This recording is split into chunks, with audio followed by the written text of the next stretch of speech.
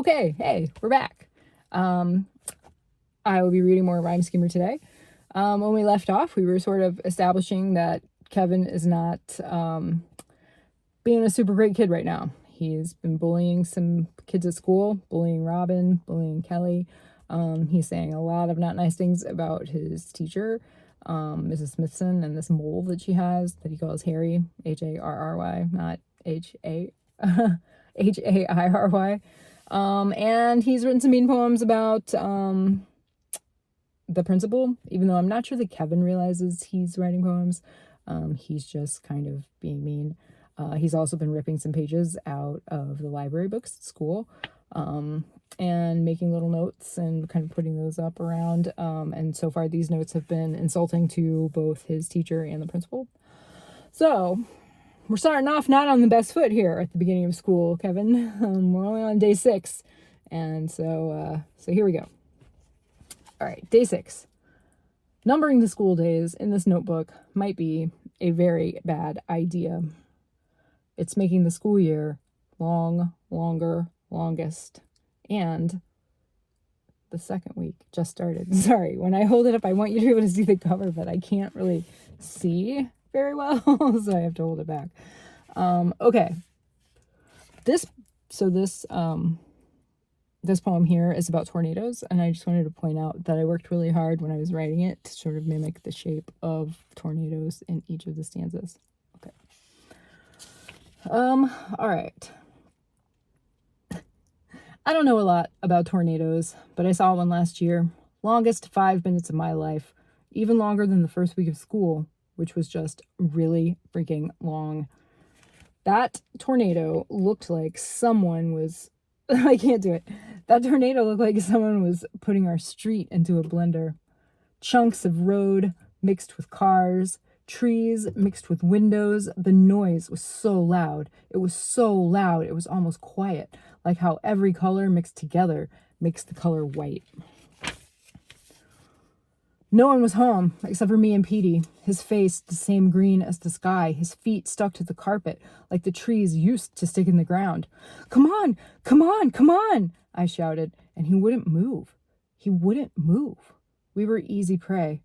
So I grabbed him by the shirt and pulled and pulled and pulled. Then he was with me in the Harry Potter closet under the stairs, my arms over his head.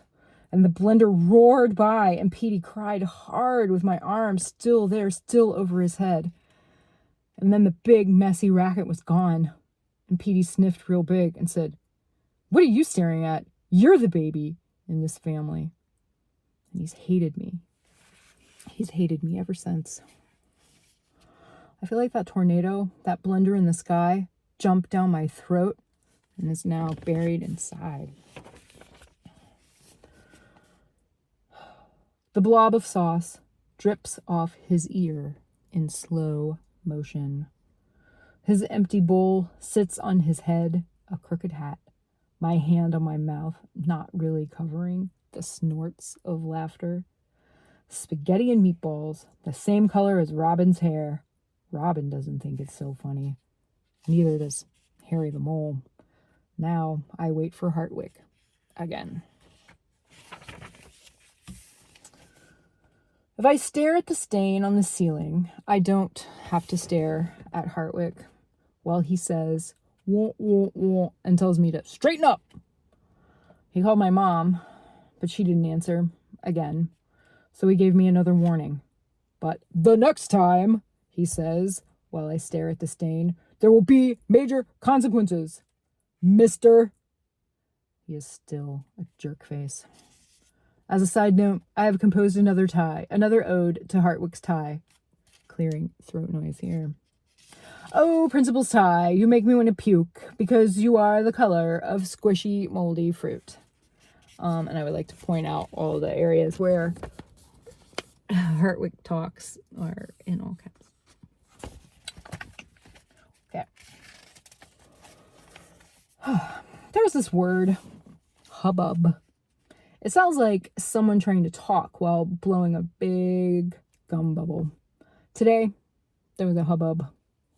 I put the stolen page on the door to the front office when I had a hall pass for the bathroom.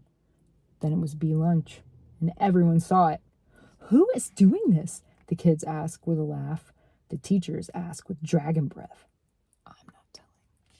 Now this is a page ripped out of White Fang. And the little poem that Kevin has written says, a ferocious temper, never kind, most savage muzzle.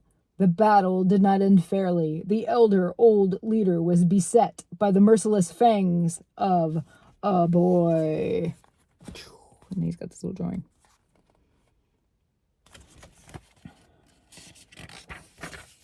Day 7. Late. Petey's fault. He was supposed to drop me off in front. Instead, I had to walk 6 whole blocks so he could take a shortcut to Lacey's house. Giant John was late too, which was good. I had something soft to punch to make my day better. Sort of.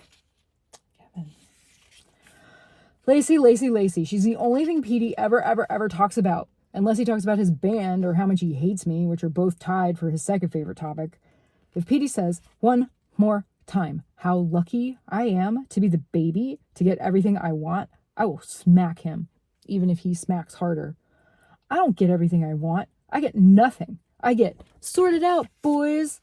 I get Paul, help Kevin with his math. I get my shift starts in 30 minutes. Petey will take you to school. Doesn't Petey see? I don't exist. I had to walk 6 blocks because of Lacey, and get a tardy and a detention for hitting Giant John because of Petey, who is not technically the baby anymore.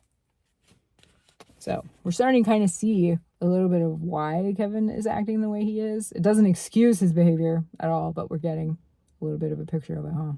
Yeah. All right. I'll stop here, and then I'll see you soon.